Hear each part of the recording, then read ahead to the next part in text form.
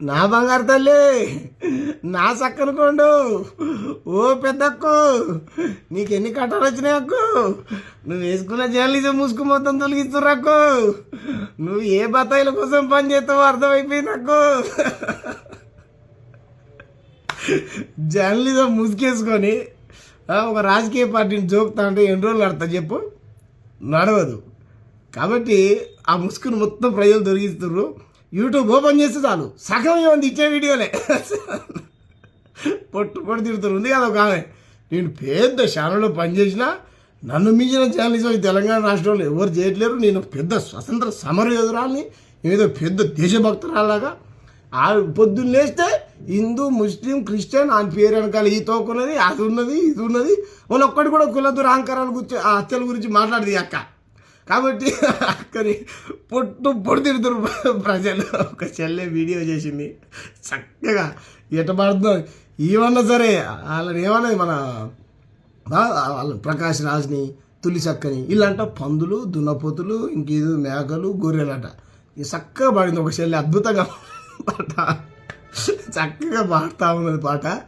In a way బరే పిల్ల, నువ్వు వినవే బలే పిల్ల, ఇన్నావా బరే పిల్ల పాటలు పాడుకుంటూ ట్రోల్ చేసుకుంటూ పొట్టు తిడుతుర్రు. ఎందుకు చెప్పక్క, ఇంతకుముందు అది ఛానల్ పెట్టుకొని పని చేసినావు, అప్పుడు నీకు కొంచెం విలువ ఉంటుండే, తీసుకోక నీకు పుణ్యం ఉంటుంది. ఎందుకంటే నువ్వు బీసీఓ ఏదో మరి బీసీ అంటారు కాబట్టి బీసీల పరువు తీసకు. పొట్టు నవ్వొస్తుంది, నడవదు ఎక్కువ రోజులు. నువ్వు భజన నువ్వు చేయాలనుకుంటే డైరెక్ట్ కండ కప్పుకో, నేనున్నా. చిన్నదో పెద్దదో పార్టీలు ఉన్నా పార్టీ లైన్లో కొట్లాడతాం ఉంటాం, అట్లా ఉండాలి.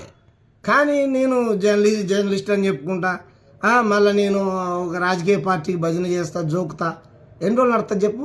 ఈ జర్నలిజం ముసుగులో రాజకీయ పార్టీని జోకుతా అంటే నడవదు కాక.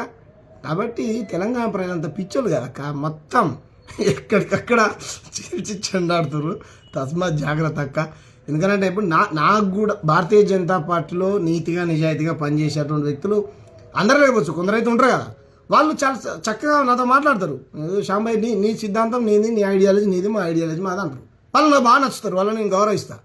కానీ ఇదేం చేయలేదు అక్క, నువ్వు పొద్దున్న లేస్తే నువ్వు నీకు ప్రకాష్ రాజ్ గాడు పేపర్ లీక్ చేసినవారు ఒక గారు, వీళ్ళేమో గాడు, ఆడేమో నీకు ఏమంటారు మంచి జంతువుల్లాగా కనపడతారు, మంచి గోమాతల్లాగా, ఏమంటారు దుప్పి, నెమలి, జింక, ఇటువంటి అందమైన వాటితో పోలుస్తూ.